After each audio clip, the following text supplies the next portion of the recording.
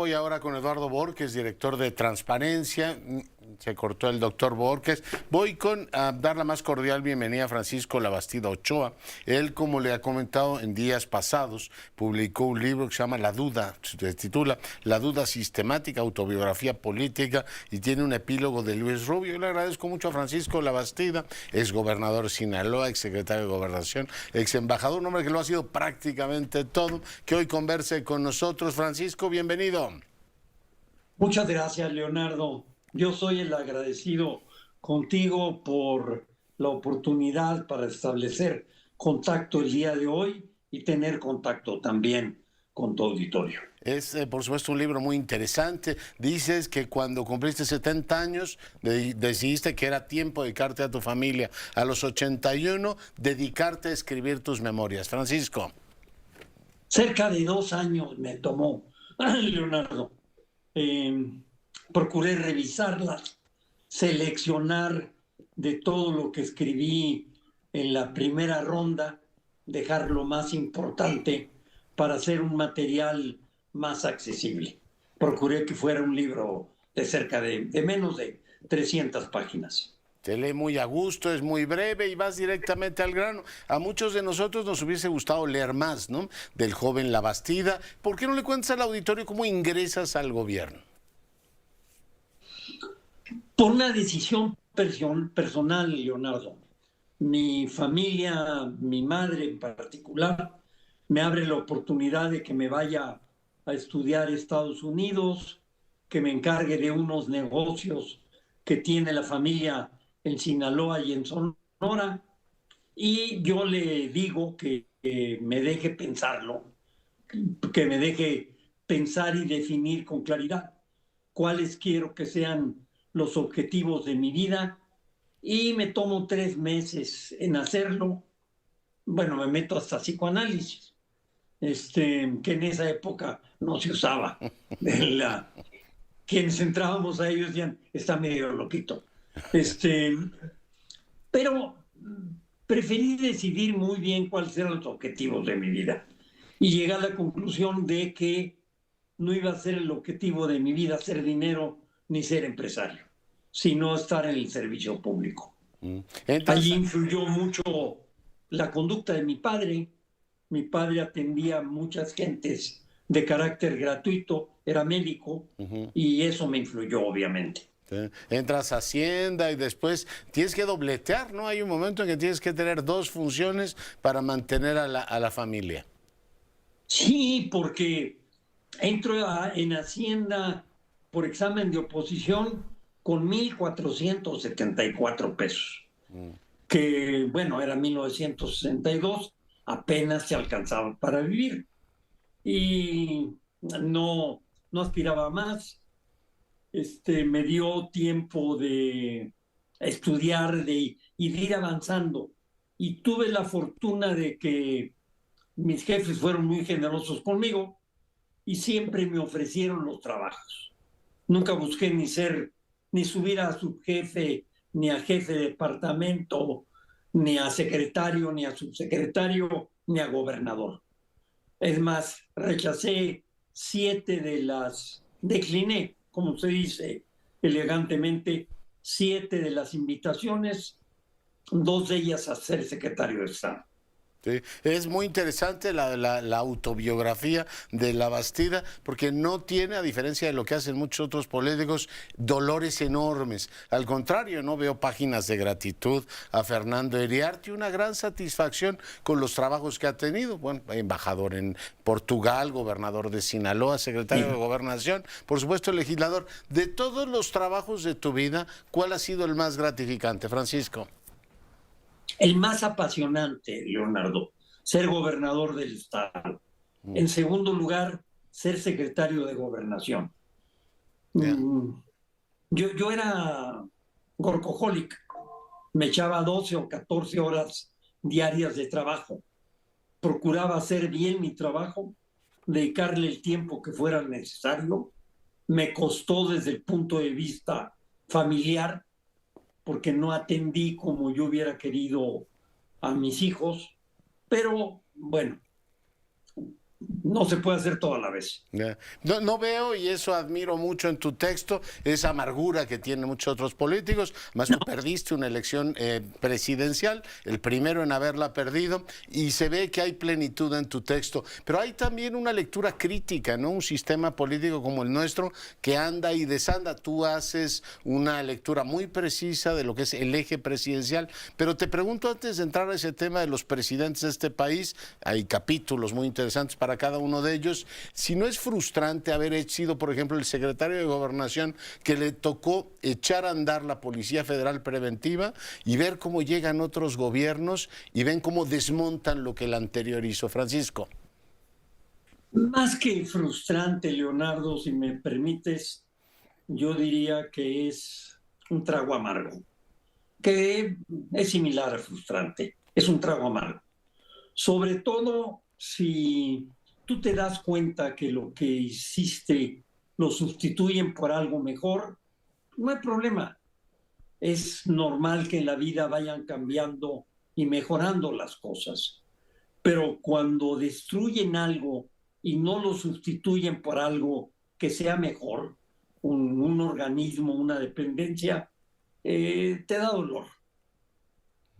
Y este país ha tenido eso, ¿no? En términos de lo que ha sido su aprendizaje institucional, una especie como de montaña rusa institucional. Francisco. Sí, más grave en el país por la alta concentración del poder que tienen los presidentes, que es un tema que trato de manera más o menos abundante. Yo creo que México tiene el problema de la alta concentración del poder y del sometimiento del legislativo al poder ejecutivo, y ahora quieren también someter el poder judicial al poder ejecutivo. O sea, y como dicen los griegos, como decían los griegos, cuando un solo hombre decide todo, los demás son esclavos. Eso es un gran punto, y ahí va efectivamente la reflexión sobre distintos sexenios. Yo creo que tienes la categoría de no decir el peor presidente de México fue Vicente Fox, que te ganó en una elección, sino que ubicas otros, incluido a Peña Nieto, pero a López Obrador le reservas una crítica muy particular. Francisco. Digo que los 4 presidentes, expresidentes hoy, el peores que hemos tenido en el país son Echeverría, López Portillo, Peña y López Obrador. Y creo que el peor de todos ha sido López Obrador. Todos han sido presidentes mayoritarios, como que este país le ha ido mejor cuando distribuye el poder, cuando hemos tenido gobiernos que han tenido que pactar con distintas fuerzas políticas. A ti te tocó ser secretario de Gobernación de la, digamos, segunda etapa de Zedillo, y te tocó también ser senador, en este caso de la oposición. Parece que este país funciona un poquito mejor con pesos y contrapesos. Leonardo, permíteme comentar que yo creo en las decisiones colegiadas. Yo creo que 5 o 10 cerebros piensan mejor que uno. Entonces, el platicar, discutir, acordar, negociar, es útil para la toma de decisiones. Al final de cuentas, llegas a decisiones mejores. ¿Hacia dónde debería moverse este país en el contexto que hoy estamos? Francisco, desde tu punto de vista, tú haces una serie de recomendaciones, por supuesto está en el texto que invito a leer, vale mucho la pena, pero ¿hacia dónde debería moverse este país en este contexto en el cual pues el PRI, por ejemplo, está en vías de extinción, tenemos un PAN francamente minoritario, en fin, tu lectura? Mi lectura se relaciona mucho con no solo cambios en partidos, porque también se puede hacer política fuera de los partidos. Yo diría, ¿vale la pena suprimir el fuero? Me parece que el fuero ha sido mal usado. De hecho, lo están utilizando hoy como una salvaguarda para no entrar a la cárcel. Yo creo que el fuero hay que suprimirlo. Me parece que hay que suprimir el premio que le dan al partido que saque el mayor número de votos, ese 8%. Yo lo suprimí en Sinaloa. Claro, el siguiente gobernador lo repuso, y seguramente digo, Renato ¿quién Vega, idiota que fue por el que lo cierto, quitó? es muy sabroso cómo cuentas esa historia, ¿no? Como llegas y dice, virrey no pone virrey, Francisco. Virrey no pone virrey, ¿sí? Y es cierto, pero déjame decirte que para las gentes que nos metimos al servicio público eh, con el afán, con el objetivo de servirle al país y a los mexicanos, es muy amargo ver que se toman decisiones irrazonables. Yo soy de los que creen que la razón debe guiar la toma de decisiones. Ya. Oye, y creer, por supuesto, en el servicio público, se puede efectivamente tener mérito y tener sentido de responsabilidad colectiva. Tu estado ha generado muchísima preocupación. Mucha gente me pregunta, oiga, ¿y tiene arreglo Sinaloa? Las presiones tienen muchísimas décadas, digamos, cuerpos, los órganos, las organizaciones criminales tienen una larga implantación. Ese tema no tiene arreglo en nuestro país, tenemos que vivir con ello como si fuera parte de una maldición bíblica, Francisco. En mi opinión, sí, Leonardo, sí tiene arreglo. Obviamente es muy difícil. Obviamente va a costar mucho trabajo, pero hay claves en el proceso que creo que son fundamentales. Me parece que la principal es el recurso humano. Tener dentro de tu equipo, dentro del gobierno, agentes en quienes puedas confiar, que no son corruptos o que no están al servicio de los delincuentes. Ese es fundamental. Luego llega todo lo demás, que si tienes buen equipamiento, buena información, inteligencia, etcétera. Pero si no cuentas con gente honrada y y con vocación de servicio, nada de lo que hagas puede servir. Ya. Oye, y la presión era directa, ¿no? A ti te rafaguearon, leí ahí, y presiones muy directas de tu policía. Sí, y de la Policía Federal. Yo metí a la cárcel al 40% de la Policía Judicial del Estado. 40%. Empecé una alta proporción. Eh, el primer decreto que saqué como gobernador, el primer día de gobierno, fue depurando a la Policía Judicial. Pero metí además a 5 grupos de la Policía Judicial Federal a la cárcel. Todavía algunos de ellos están en la cárcel.